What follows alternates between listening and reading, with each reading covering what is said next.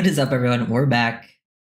Recap time. Thank God. The 2025 NFL Draft has come to an end, and I've been digging deep. More information on these guys. Some of the guys I never got to talk about on stream, so we're gonna go all into that. Some good fun. I've made videos now, film breakdowns on 4 of the prospects: Kenneth Grant, Jonas Savania, Jason Marshall Jr., and Jordan Phillips. And then, I'll have more breakdowns coming out as the days go by. And we made some UDFA signings. We'll talk about the UDFAs a little bit later. I'm going to go through the draft class first. But there's some strong UDFA signings, and I think at least 4 of them are going to stick around in some capacity. So that will be fun to go over. I actually don't know if you guys remember. I think it was a few days before the draft, I did a stream where I did I picked one player at each position that I thought had the highest chance of being picked by the Dolphins. I ended up technically getting 2 players right, because for quarterback I did Quinn Eers. That seemed obvious. I feel like a lot of people thought Eers would be the quarterback the Dolphins would go after if they did take one. And then one actually ended up being undrafted free agents. We got Jalen Conyers, the guy that I wanted. So that's always nice. I think all 3 of the D tackles will make the roster. Yeah, I think honestly all the drafted players have a very high chance of making the roster, just based on the position. And even if they didn't make the roster, I would expect them to stick around on the practice squad, because I don't know if any of them will get picked up initially. I think that's something that sometimes fans worry about too much, is typically the guys you think are going to get picked up by the other teams, for the most part, they don't end up actually getting picked up. So I actually expect a lot of the UDFAs to stick around if they don't make the roster, and even maybe some of the end of the players too. But yeah, let's start this. We can go through, recap this first round. I'll go deeper into the ones we haven't talked about as much. But we'll get through some of the early picks.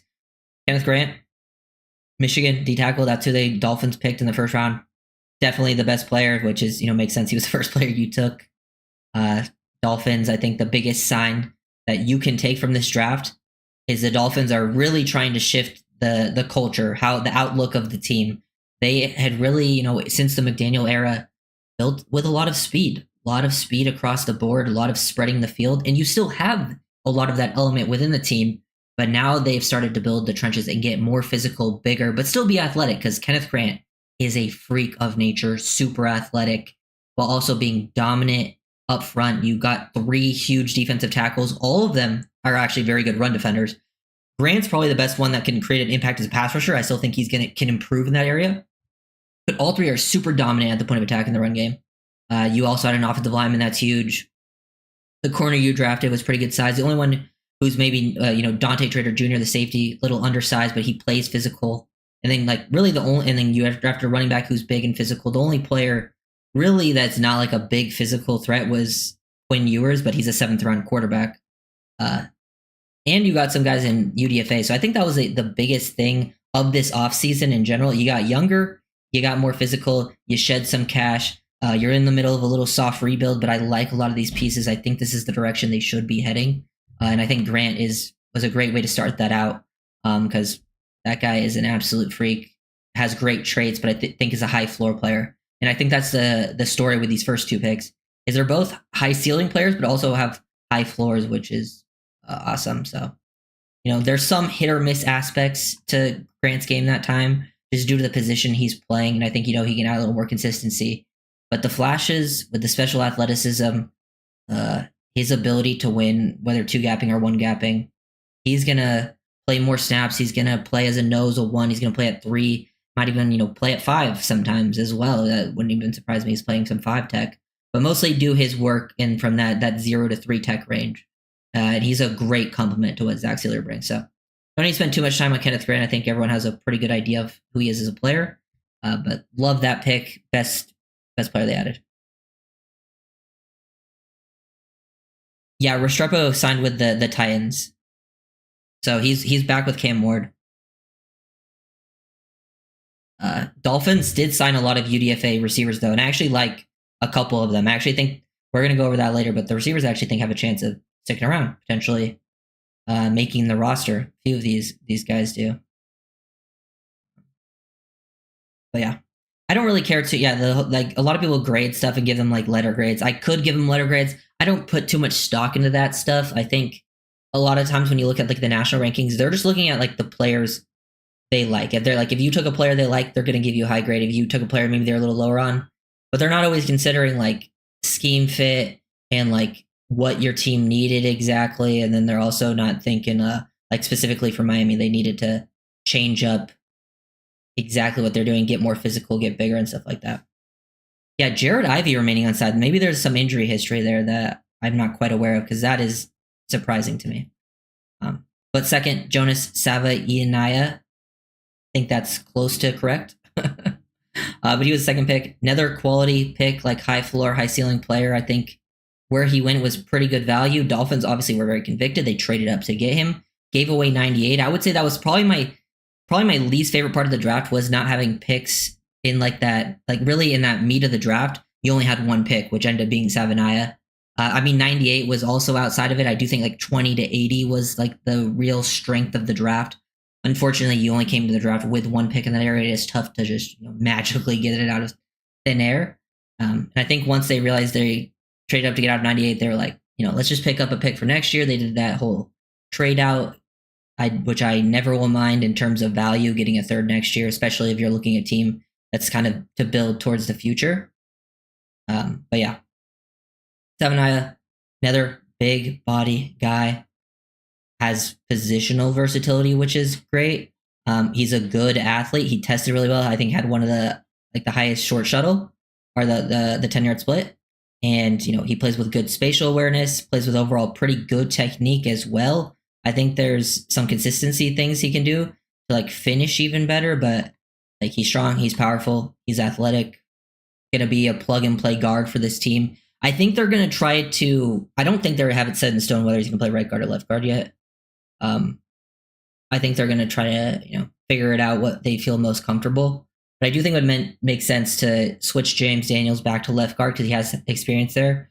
Well, Jonah looks more comfortable on the right side in my opinion because he played a lot of right tackle, a lot of left tackle, and a lot of right guard. But I feel like when he played left tackle, his footwork looked a little more shaky. So that's the top two strong picks. Those are that's kind of like the first phase of the draft, in my opinion. The first two picks are two quality starters, and I think if you come away in a draft with two quality starters, obviously we don't know for sure yet, but I do believe they will be two quality starters, and they can kind of change up the toughness level of your team. I think that's very, very nice going into this season. And after that, this is where you kind of get into your fifth round picks. We end up having three of them. I think Jordan Phillips, the first one, actually stands out among them. I think Jordan Phillips was the best value pick. If you watch my video, I did a film breakdown on him today. I think he was the best value. I think he should have gone at least a round earlier. You needed more depth in the pool. He's the guy that I feel most comfortable about getting decent amount of playing time. Obviously won't be like a starter, but there's a defensive line rotation and he will definitely be a part of it and definitely get snaps, I think, very early on. And he's only 20 years old, like very explosive athlete, clearly raw as a pass rusher, but just, man, this guy's got some power to him. Like he's a former wrestler. You should see like the stuff he's doing in the weight room, which is insane, and it shows up on film. Really like the move for Jordan Phillips in the fifth round. I think best value pick for sure. And he's going to play also in that 0 to 3 tech range, be an instant impact as a run defender. But even though he's a raw pass rusher, there was still plenty of times of like him winning his one-on-ones. Alpen, the Phillips pick because of his lack of pass rush stats. Yeah, I don't really care about his sack stats. Like his pass rush win rate was actually really high. Like, and there's a lot of example on tape of him like getting pressures, getting QB hits, just absolutely bullying. I've even seen him throwing spin moves and using push pull, not just speed to power. And I think we can get like a more consistent counter. Like, man, and he's 20, so like I think there's still a lot of growth for him to happen. And apparently very hard workers. Like a lot of the guys they drafted, they've all been like tagged as high character guys, hard workers, which we talked about before the season. I think that's something Greer has always kind of valued in the draft. So definitely love that pick. No complaints from me here.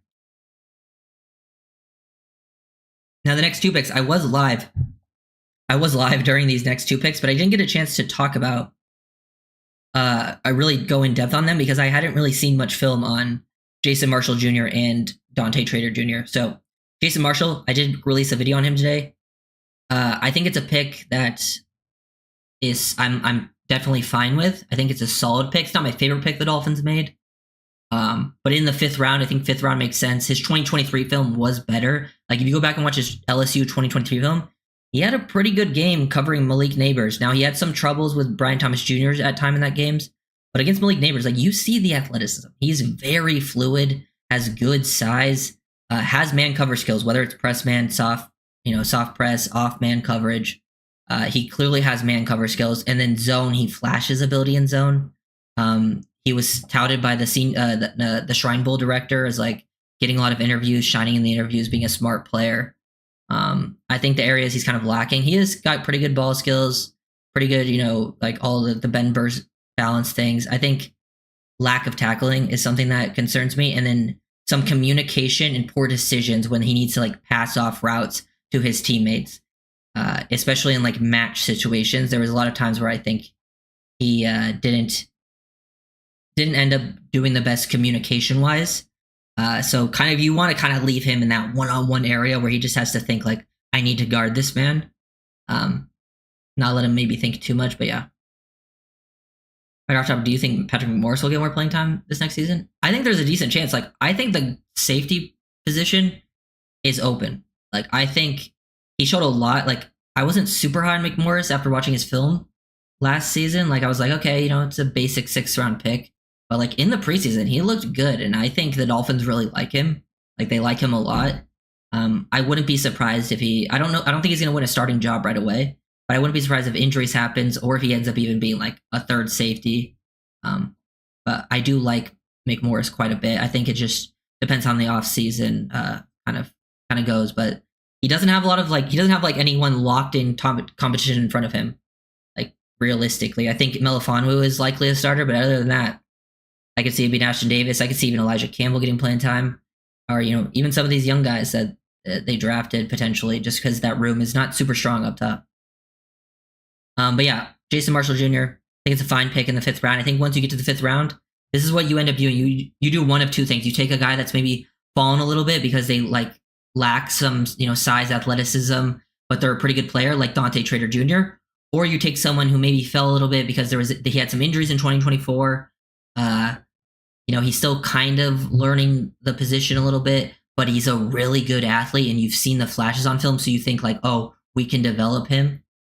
So that's kind of these 2 picks in a nutshell. Jason Marshall Jr. is the athletic guy that you try to develop. Thoughts on the Rasul Douglas rumors?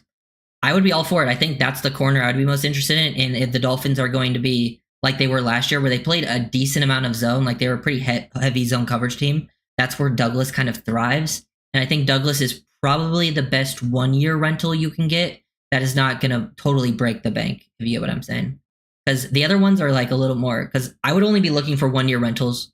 I think you go into next year trying to still continue to build each position by getting younger. So next year, if you really look at the team next year, you're going to still need to add corner safeties. A lot of the guys, even like your only real corner that's kind of locked in right now is Kohu, and he's on a 1-year deal. All the safeties are on 1-year deals pretty much that you brought in. So adding to the DB room will be nice. So I don't mind bringing in that, because we definitely need to continue to add to the secondary, because it's clearly the weakest point of the team at this point going into the offseason. But I would not be surprised if they added Rasul Douglas.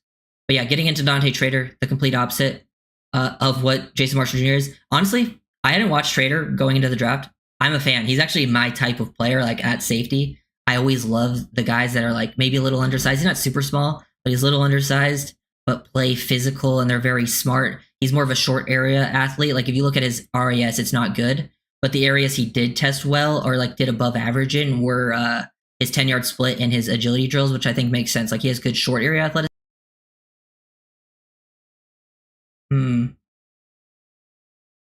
Hello. Okay, I think I lagged out there for a second.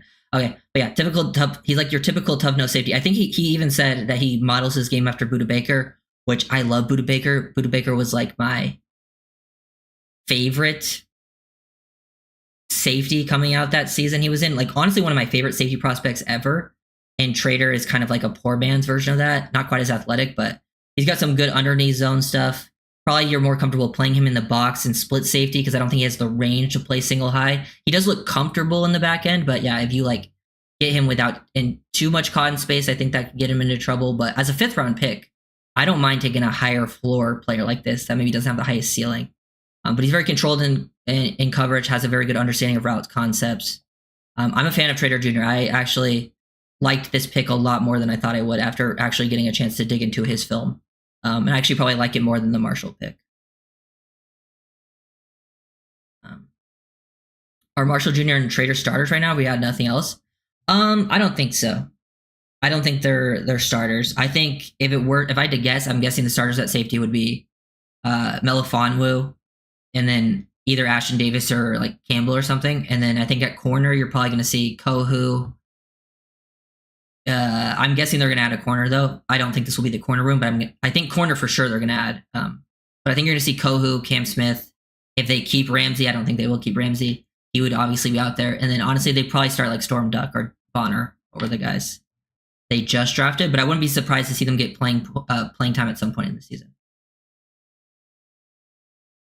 Jalen Conyers, yeah. We'll get to Conyers. I'm a huge Conyers fan. If you guys have been around here, Conyers was probably the only UDFA we brought in that I talked about a lot. I talked about him and Armstrong before for sure, but Conyers I've been hyping up. He was actually the tight end I went through before the draft and predicted one player at each position that I think the Dolphins would take. The 2 players I got right were Quinn Eers and Jalen Conyers. So I'm a big Conyers fan. He just seemed exactly like a tight end that would fit that Shanahan style system. And in an interview, Conyers said the Niners and the Dolphins were the teams fighting over him. So that makes a lot of sense. But we'll get to Conyers later once I get to the UDFAs. Yeah, but that's sort of my thoughts on Marshall Jr. and Trader. Did you have nightmares last night of trading back pick 116? I know it affected some last night very deeply. Nah, I slept beautifully. I know some people were upset about it, but Hoyer's gone now. Yeah, I wouldn't listen to Walter Football Grand. Walter Football is known out there to be scamming people. Did the draft move the needle at winning the division? I wouldn't say so. I think it moves the needle in the right direction of how to build your team, but I think it is more of a just the whole offseason in general, not just the draft, is more of like a building for the long term. Like you've definitely improved in some areas. Like I think guard for sure, you're way better at guard this season than last year. I think edge you're better just due to getting healthy because Phillips and Chubb didn't really play last year. Secondary you're worse, specifically corner. Like safety, you have worse talent, but it's probably not going to be worse play because even though your safeties last year, like Holland was talented, Holland was playing horrible.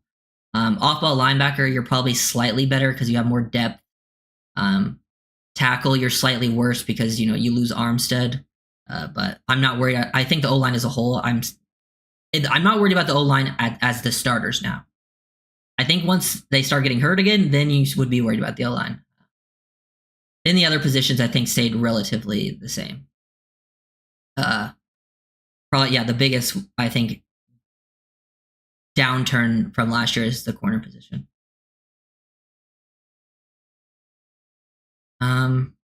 Yes, John Saunders. Those were guys I'm going to talk about. I'm going to talk about the UDFAs. Those are names for sure that I think have a chance to either make the 53. I expect pretty much all of the guys we've talked about as UDFAs to at least make the practice squad. Like those are all guys they'll want to keep. And we're going to look at the guys that have reported been given guaranteed money. That is a huge sign for who the Dolphins think highly of and want to keep around. Okay, so after Dante Trader, we took Ole Gordon. Yes, so yeah, Ole Gordon out of Oklahoma State. I was live during this pick, but I didn't get too much of a chance to talk about it. This is the type of back we were looking for. I would have still preferred Damian Martinez, but maybe there's something going on behind the scenes I'm not aware of with like injuries or something. But yeah, bigger body back. I think he's got very good spatial awareness. His 2023 film is much better than his 2024 film. So that's something. He does seem like a very like tough-nosed player. Clearly a McDaniel guy. Like McDaniel's been was talking him up. He said McDaniel's like was talking to him beforehand. I love his mentality. Just listening to his interviews too. Definitely a hard worker. But he has the size, the physicality that you want. Very good in pass pro. He instantly is your best pass protection back. Not even close. Now, they don't ask their backs to pass pro a lot, but maybe that changes with Gordon on the team. With Gordon going, I think, that is something that he could do right away, instantly as a pass pro guy. And he's going to fight for that running back 3 role with Madison. And I'm not a big Alexander Madison fan, so I think he has a chance.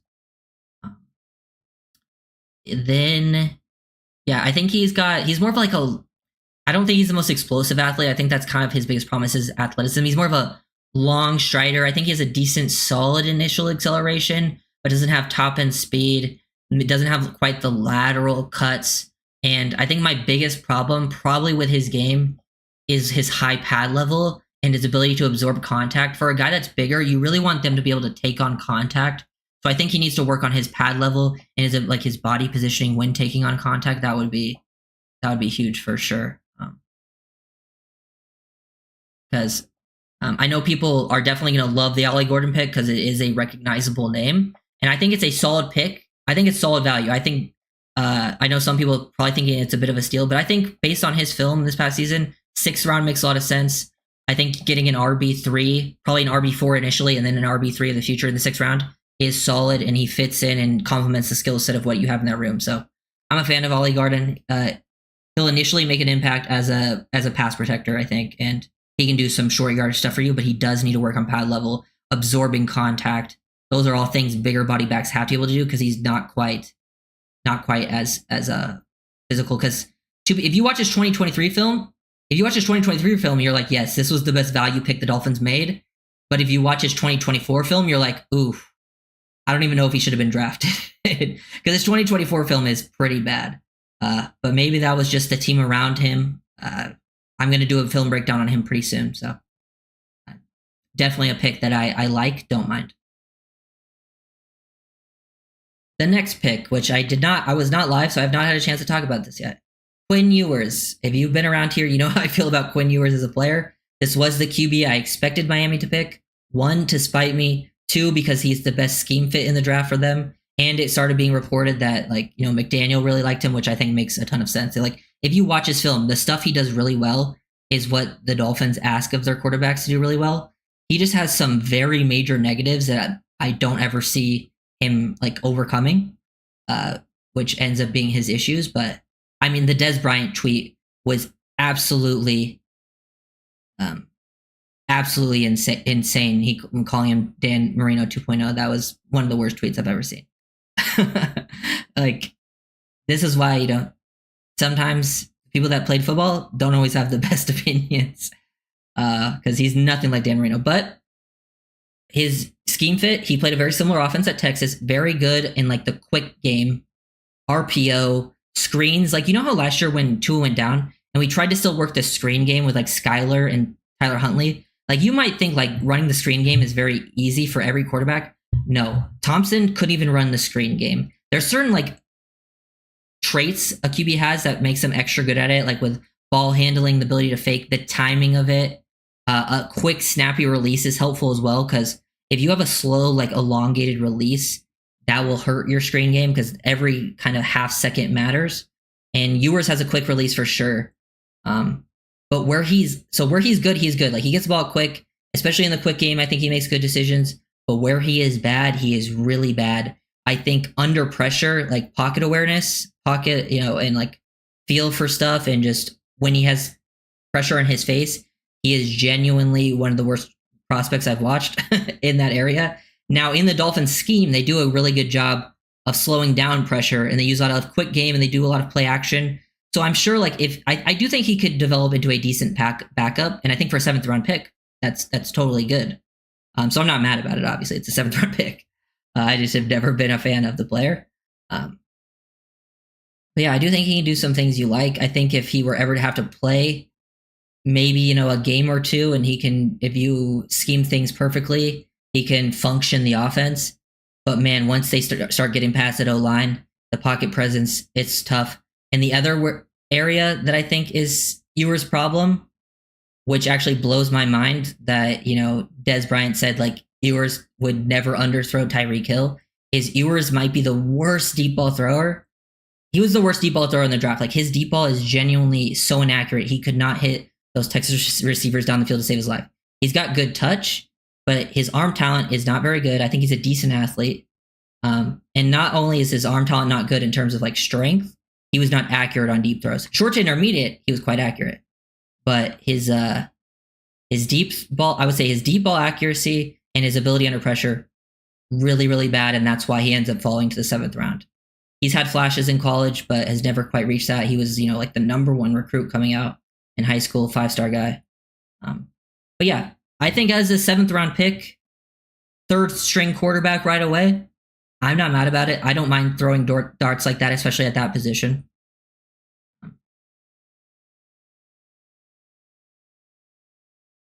Skylar Thompson 2.0. I will say, I do think he's better than Skylar. Like, I think he has more talent than Skylar. But I do think like he definitely fits the scheme, and it's understandable why they liked him.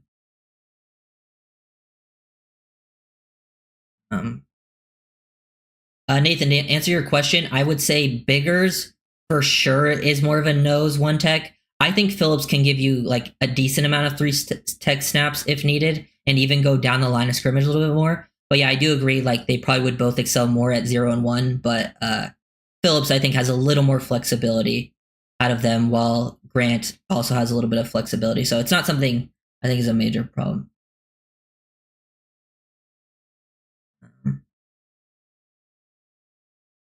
But yeah, that's kind of my thoughts on the Ewers pick. And then we get to Zeke Biggers. He definitely fits his name. He is very big. I believe, I don't have it written in front of me, but I'm pretty sure it's like around 6'6", 320. So this is a big guy. He's actually a guy that I think has a chance of seeing some genuine playing time for the team, because even though he was one of the last picks in the draft, he's listed at 6'5.5", 321. So yeah, around what I was saying. He has good explosive grades. I think the explosiveness shows up in his hips. He has very powerful hands. He brings his hips through, but he does not have good lateral quickness. He's more of a hold your point at own of attack type of guy, which is not bad at all for being one of the last picks in the draft. Like, I think he has he can immediately see some playing time. He'd be the type of guy that gets, a handful of snaps a game, plays, 5 to 10 snaps if he's active in obvious run down situations. Shock in his hands, quite good. Big spacey eater. His name fits him. Sorry, I'm lagging. Hopefully you guys can hear me. But I wouldn't be surprised if he actually sees some snaps over some of the guys who were just picked in ahead of him. Like Quinn Eers won't see snaps unless of injuries, obviously. But he would probably even see more snaps than Ole Gordon unless injuries happen. He would be a part of the D-line rotation. Takes on double teams, has elite length. He also has 4 career blocked kicks. He has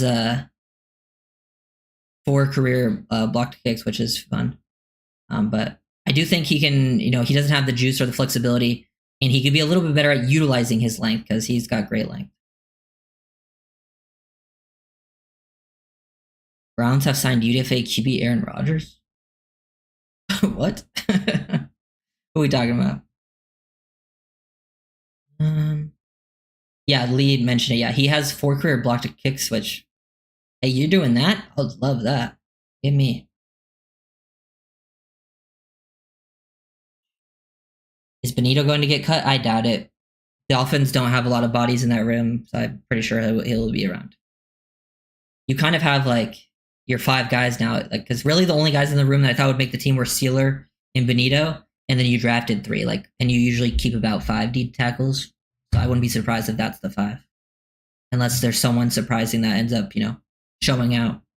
But yeah, that's your draft class. I think pretty solid draft class. I love the direction it was heading. You didn't have a ton of picks after your 2nd rounder, in that, meat of the draft. So I think you potentially missed out on some more solid level starters, but you do get 2 quality starters, in my opinion, at big positions of need.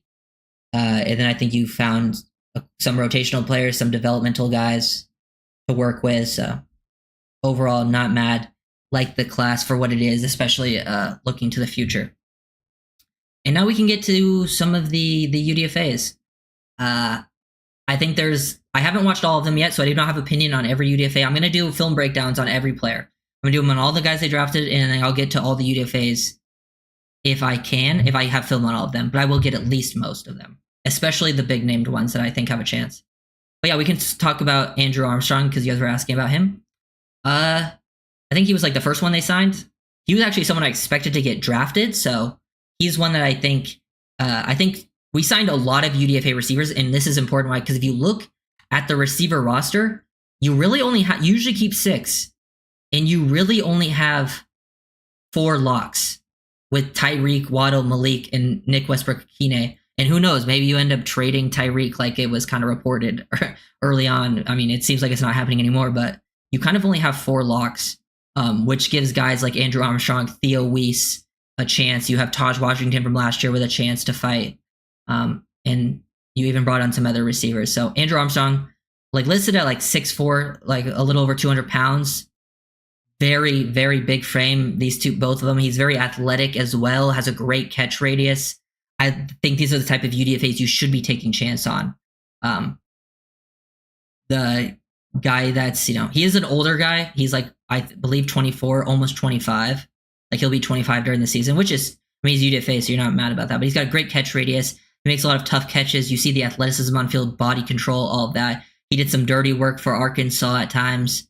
I think, his biggest problem is working on like the details of routes. He's more of a long strider, doesn't have like the cleanest, route breaks. That's kind of why he ends up being a UDFA. But there's clearly a skill set to develop there, and it would not surprise me if he either made the 53 or sticks around on like the practice squad. Because if you're a practice squad player, you actually do have still a chance of like getting elevated and seeing playing times in certain weeks. But Armstrong, one of them for sure. Good battle. And I think him and Theo Weiss, the Missouri receiver, both very similar with sizes. Like they're both big. Like Weiss is around 6'3", 200. Because he's, they're a little different in this aspect. I think Armstrong's more athletic with that size. And, he did some things at Arkansas that I think translate to what the Dolphins do. And makes a lot of tough catches. But Weiss, I think, is more like nuanced. Like he's better at his like route stem. He's very detailed. What I think gives Weiss a chance is Weiss was given $230K guaranteed, which is a very big contract for UDFA. Very big, and he has a good release package. You got to pay attention to these contracts because usually when the Dolphins give out you that guaranteed money in the UDFA contracts, those guys usually stick around. Usually make the team. If they don't make the team, they're usually the guys you keep on the practice squad. But I think he's a real shot to stick, detailed route runner. He's just less athletic. Like he's not as explosive, but he has good hands, release package, smart versus zone. He's finds soft spots. I think sometimes he struggles through contact. I think Armstrong's better through contact, which gives him the edge there. But I think overall the athleticism is what kind of made him go undrafted.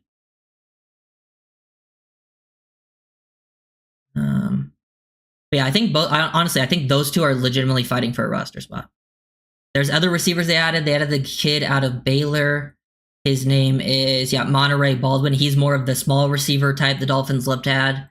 Very explosive. I even think he has like some special teams ability. I haven't really watched him yet, so don't have a ton of opinions, but I do think it was interesting. They added like 4 receivers. 2 of them I think were like the small shifty types, and 2 of them were the bigger types. Like they added Northwestern receiver who I haven't seen yet, but that's another name. They also added Missouri running back Nate Knoll that they like. He's had spent time at Appalachian State before, has an average 5.5 yards per carry. I haven't watched a ton of him yet.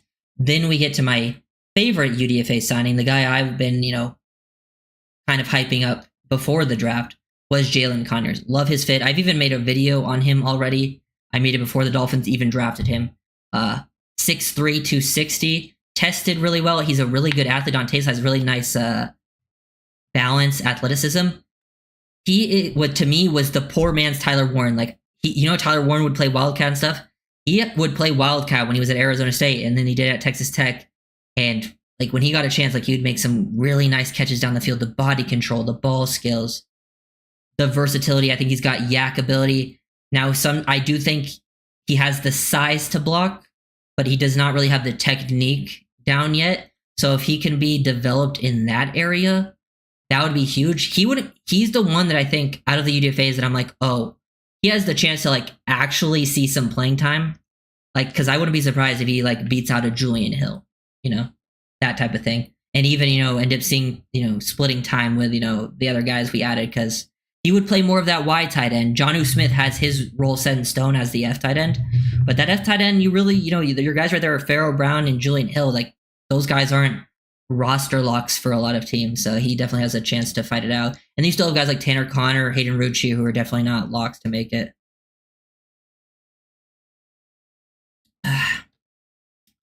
Yeah, I'm excited to watch the running back. I haven't had a chance yet.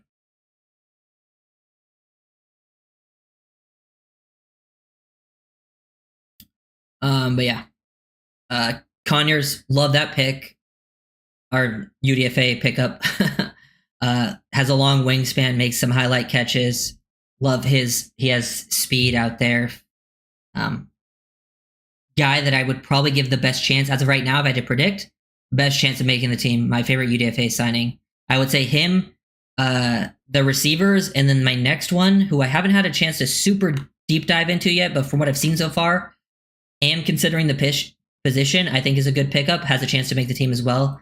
If he doesn't make the 53, I expect him to stick on the practice squad. Is John Saunders Jr. from Ole Miss. Ball skills. He's a former receiver.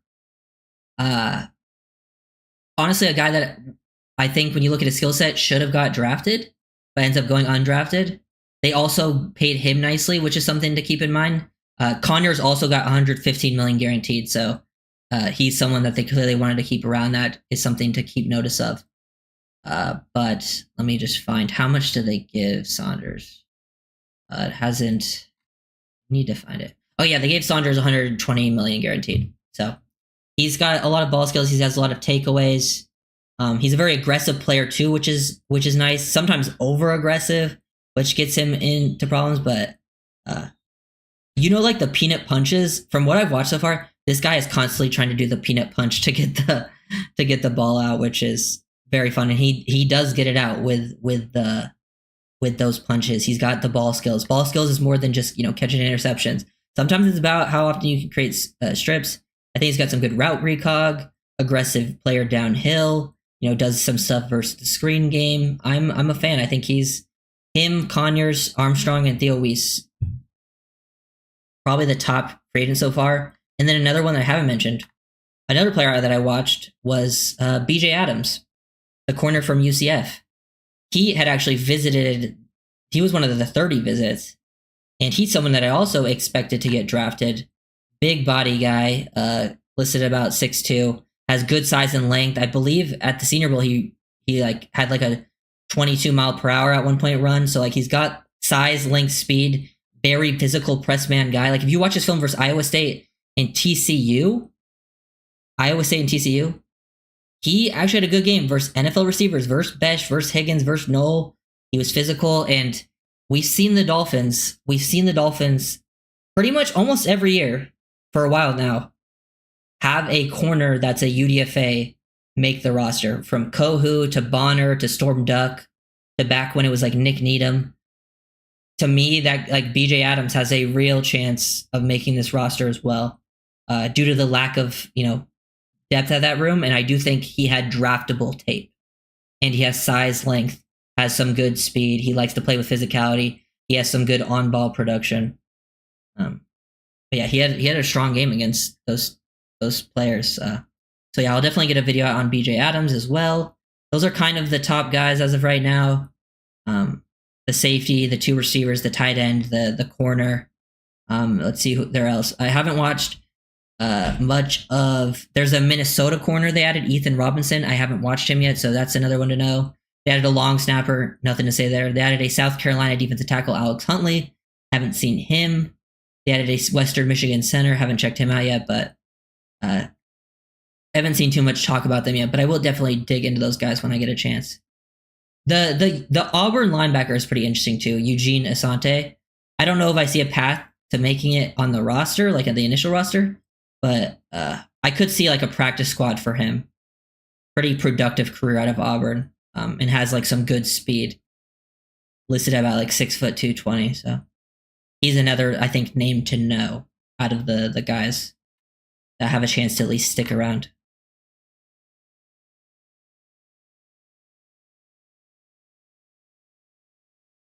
We are good with getting UDFAs. That is true. The Dolphins have always been a pretty good UDFA team. Like they've had UDFAs make it nearly every year. Usually multiple. I don't know, Robbie. I'm imagining there's some injury thing with him because he hasn't even been picked up. I don't know, unless he got picked up recently. He wasn't picked up in day one of like the undrafted stuff, which is crazy to me.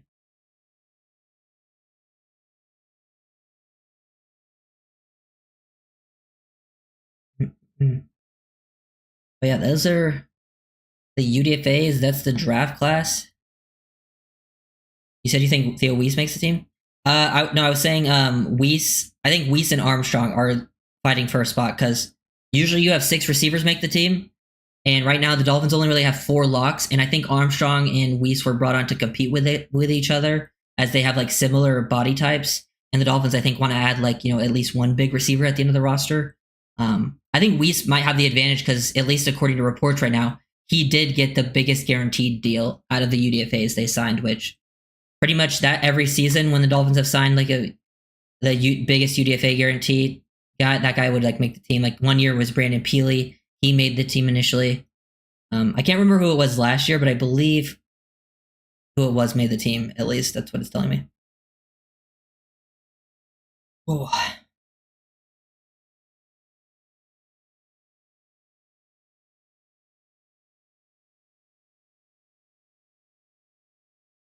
Well, isn't Eugene Asante from Auburn, I believe, is an inside linebacker. That's like the one guy they asked. Don't forget, yeah. Taj Washington also has a chance to fight for one of those last 2 receiver spots. I'm guessing he's more in a fight for like the small receiver spot, I think like because they brought in guys who are all very different, like the smaller, quick, shifty types, and then the really big body types, and like there's nothing in between.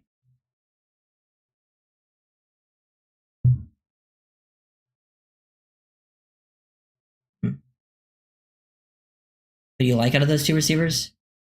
I'm gonna do a deep dive. But like on first glance, I think I actually prefer Armstrong. I think I prefer the athleticism that he has. I think Theo Weiss is a little more, he's definitely more like nuanced with his routes and stuff. But he does lack some athleticism. Like if he was a little more athletic, I think I would prefer Weiss. But there is some explosiveness missing to his game. Dante's listed as outside. Yeah, but I believe Asante pretty much he's played like mostly off ball, at least from what I've seen. But I haven't done the deep dive on him yet, so maybe I'm wrong. But I remember when I watched some stuff, he played both, but he's listed at 6'2", 220, so I don't believe he's an edge. I think he's like an off ball that plays downhill. Yeah, the kid from Baylor is fast. Definitely a burner type. You look at this roster, some of these guys got a chance. Some of these end of the roster people they added, there is spots to be taken. And I think that will definitely happen. So that's kind of my main thoughts on the draft class. If you guys have any specific questions, definitely check out the film breakdowns if you guys want to see my thoughts on everyone. I'm going to be posting film breakdowns every day until I get done with the whole draft class and the whole UDFAs. So tomorrow I'll probably do, at least I might do 2 tomorrow, and then after that just do 1, 1, 1, 1. But if I don't do 2, then tomorrow will just be Dante Trader. But if it's not, it'll be either, I'm just kind of going in order because I just did Marshall.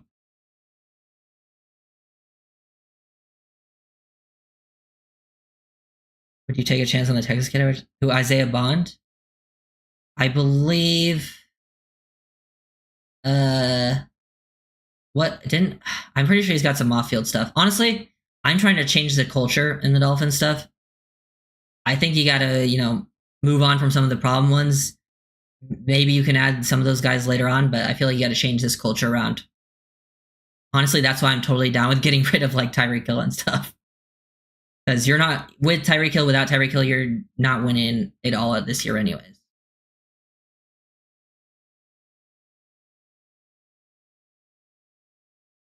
Yeah, I would have loved Kobe Bryant. I'm trying to remember the UDFA list off the top of my head, but I think, yeah, Kobe Bryant, Jared Ivey, Lan Larison were some that I would have loved. There was definitely others too that I can't remember off the top of my head. I saw the guy signing yesterday, like, ooh, I would have signed him.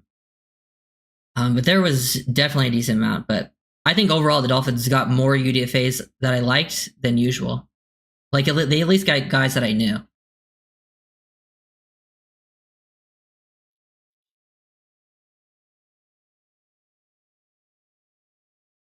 Oh damn.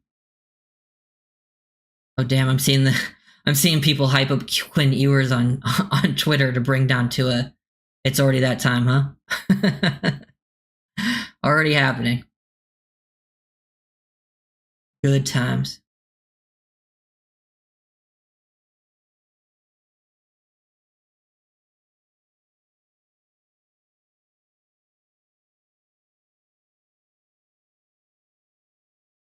Any comments on the O-line signed as UDFAs? They brought in the Michigan kid, right?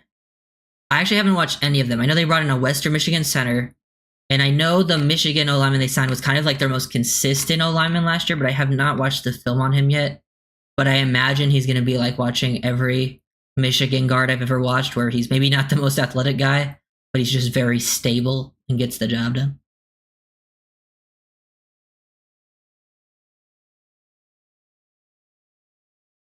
Bond was denied Bond.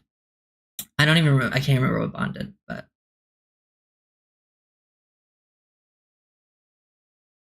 yeah, I mean, I hope Ewers develops. My thing is, I don't think Ewers, due to his deficiencies, will ever be like a starter. But I could easily see Ewers being like a nice backup, which is for a 7th round pick. Great. Yeah, we went all on Michigan. Hey, go to Michigan if you want some O linemen.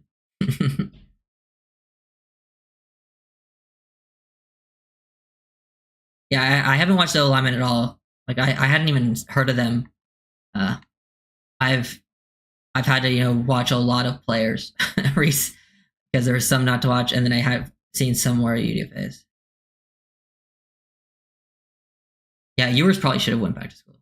Probably would have been if he wanted to raise his stock, but I don't know how much he would have raised his stock. Marino 2.0. Yeah, according to Des Bryant, Marino 2.0. One of the craziest takes I've ever heard. I can't believe he said that on Twitter. That's absolutely insane.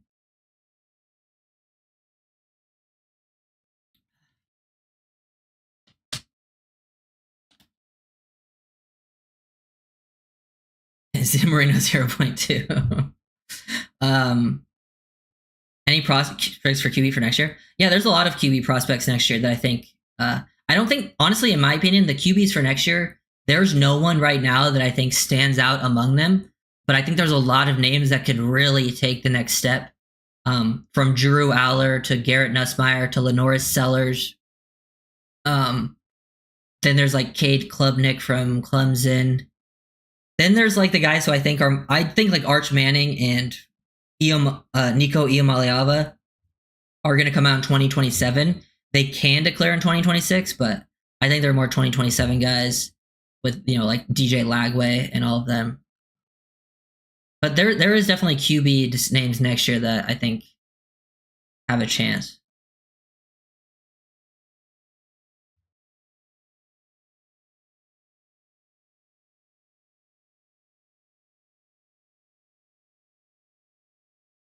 Post draft analysis on the team.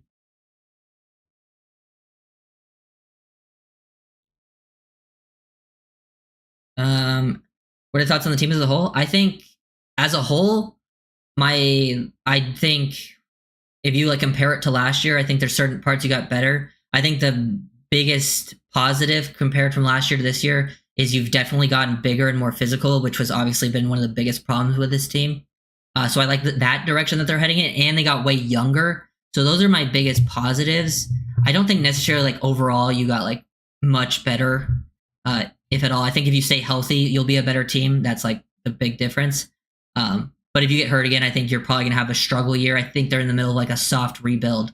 The secondary is really lacking in some talent. You can't. At least I'll say this: if you have a good defensive front, that can make up for the lack of secondary. You can't have like a poor defensive front and a poor secondary. So now the Dolphins have like a very good defensive front. Probably the strength of the team is your defensive front now with Kenneth Grant, Zach Sealer, Chop Robinson, Jalen Phillips, Bradley Chubb. You got Jordan Brooks at Tua. Yeah. Honestly, I have no opinion on Arch Manning. Miller Moss is another name too to remember. He actually had some decent film at USC. Arch Manning has barely played. I think Arch Manning could be very good, but I have no idea. He's barely played any college football snaps. But he clearly, comes from a family of very good quarterbacks. Will he be one? I don't know because he's played like 100 snaps in college football. That's why I think he's probably going to wait till 2027 because to get at least a full year under his belt. He was drunk. I think he was more than drunk. He had to be. Yeah. Love going through the trenches. Think that's exactly what the team needed.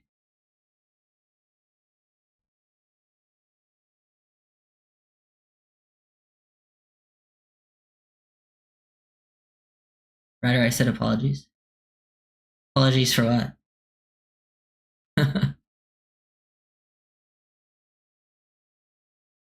The law firm of Grant, Jones, and Sealer. But yeah, that was a pretty solid draft. Overall, I wouldn't say it was like the greatest draft ever. I mean, I don't think you had enough early picks for it to be the greatest draft ever. Do I have a PayPal? Yeah, it's I actually do. It's like paypal.me/my name. Ryder McConville.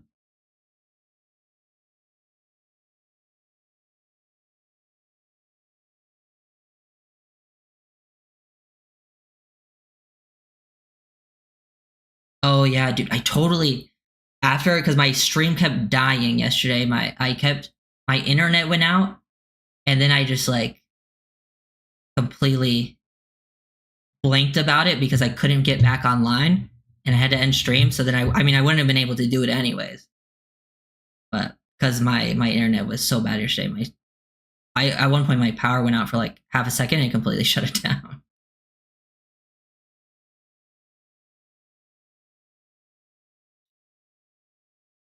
Chances that Ole Gordon becomes our bell cow?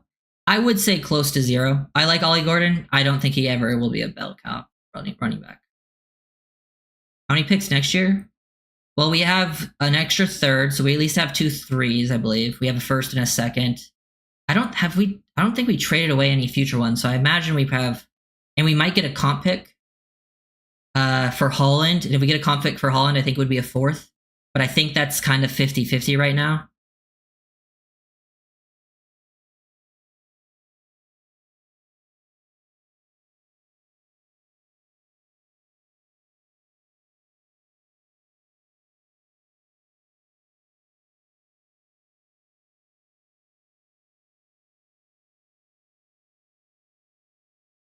Yeah, I did. I literally my thing. I literally just totally blanked out about it, and then I definitely fell asleep because I had been going for so long, and then I woke up and it was past, and then I honestly didn't remember it until right now. I'll definitely have to message them and tell them I'm sorry. Having internet issues, and then I forgot.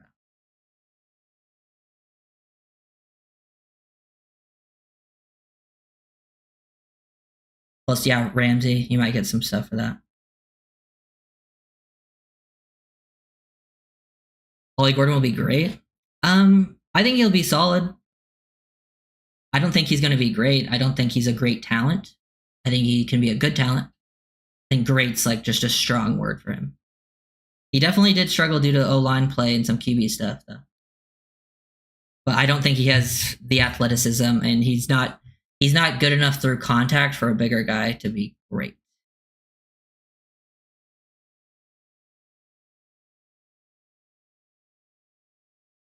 Yeah.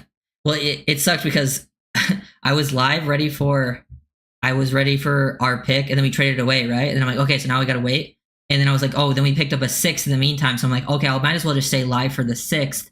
And then literally we were like 5 picks away, and my power went out, and my stream crashed. And I'm like, oh my god, I waited all that time just for my stream to completely go offline because it wasn't having any issues for like the whole time, and then it just crashed right before we picked. You think he takes over for Alexander Madison? Honestly, I hope so. Ole Gordon comparison?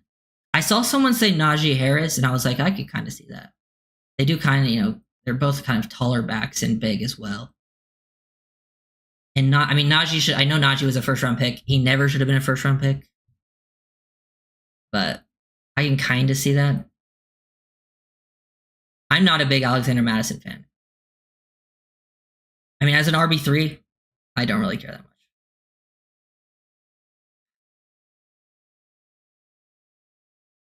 I think Ramsey stays.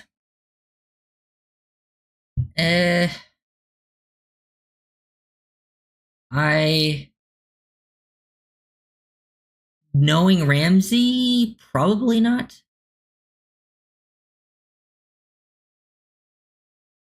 Can he catch the ball like Najee? I don't think we're going to see too much of him as a receiver. I think, you can give him some dump offs and stuff. But I don't think he's going to ever be much of a receiving back. I think he'll make more an impact on pass pro. I would rather keep him into block. And, maybe give him some check downs late into the play. But we have Achane to run routes and stuff.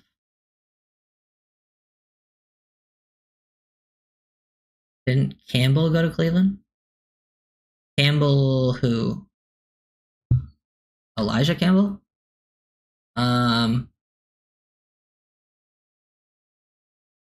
No.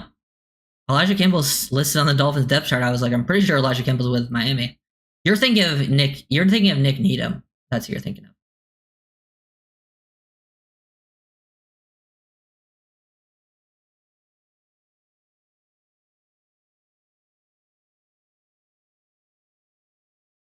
RB3 will become RB2, because we know Achane's history.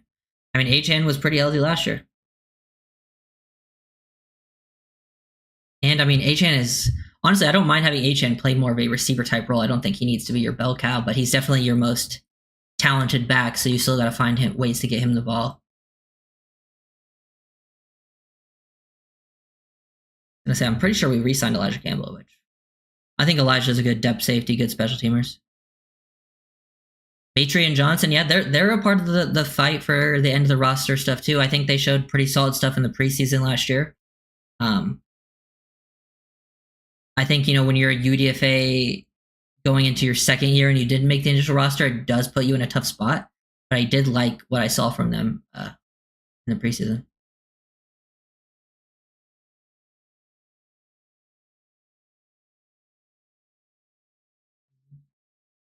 Yeah. Yeah, the Monterey Bald and AJ Henning are the similar UDFAs, the smaller, explosive receivers.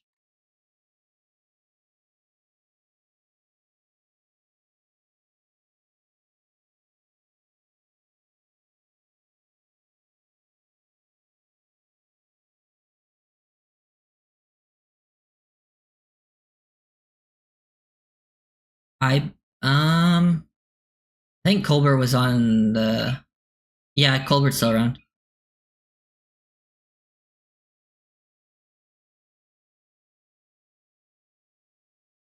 Can Ollie replace Ingold's role?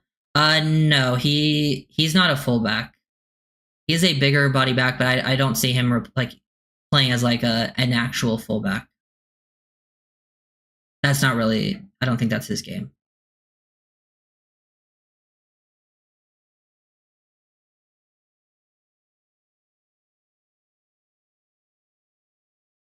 Any final questions? What do we sign Samuel, and how much is that? I've seen people speculate different numbers, but I would guess in the single digit millions, but mid to high single digits. I would rather bring in Douglas though as a 1 year guy.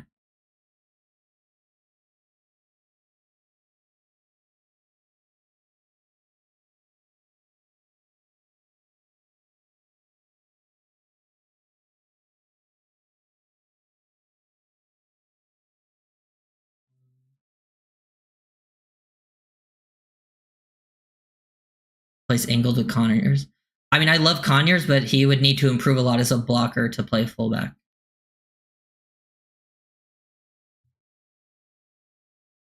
I don't think the Dolphins really have an Ingold replacement on the roster.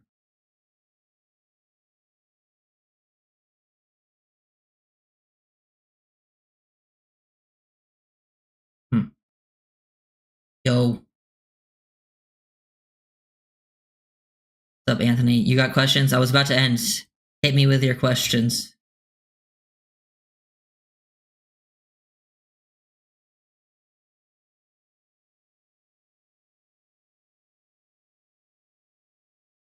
Appreciate that, Elwood.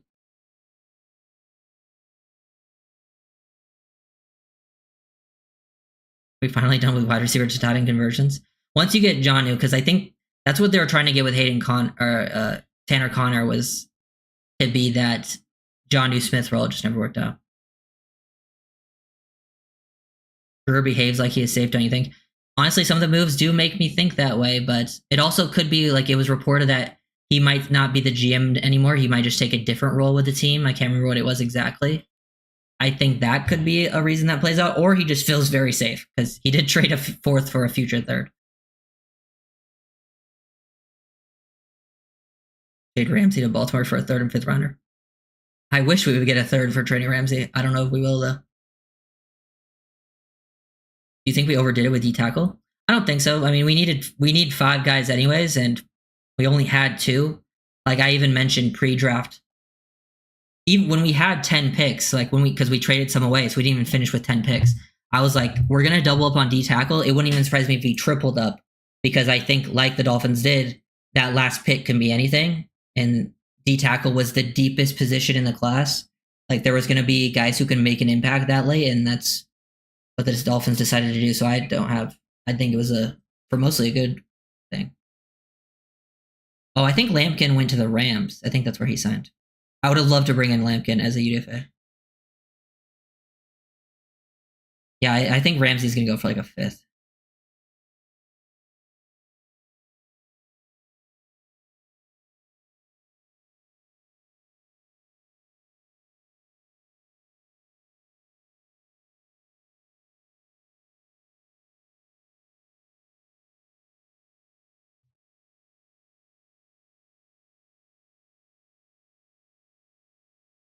Any cornerback in free agency looking at? I would say just the reported Douglas.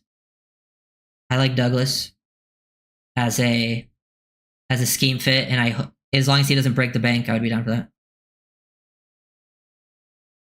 Yeah, thought on the Quinn pick. Yeah, I was never a fan of Quinn Ewers as a player. But that was because Quinn Ewers was getting hyped up to be like a higher pick. I think going in the 7th round is actually a good spot for him. I think he can potentially develop into a solid backup.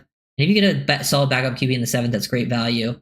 I think he's a great scheme fit. That's probably the best thing about the pick is he clearly fits the scheme. Like he can run the base level of the offense. I just think his weaknesses are like really big weaknesses, and like he has terrible deep ball accuracy, like horrible. He could not hit a deep ball to save his life at Texas a lot of the times. And then pocket presence, under pressure, he crumbles under pressure.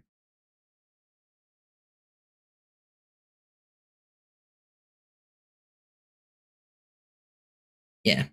Yeah, Lee, I don't think that, yeah, I'm not a fan of the grades either. I don't think they mean too much. I've seen teams that were given A+ drafts have like end up being terrible. I've seen teams that were given Fs that end up being good. I think it just put more stock into people that really pay attention to like specifics instead of like the overall general stuff.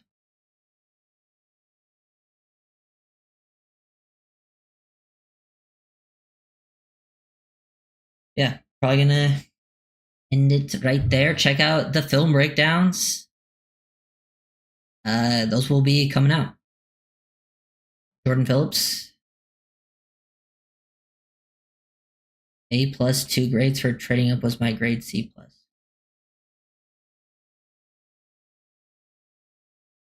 I don't even know what you're saying. Okay. Have you looked on the tree book to see if there's any team trading young corners that wanted to change on scenery? I haven't seen anyone about trading young corners, but I doubt there's much out there.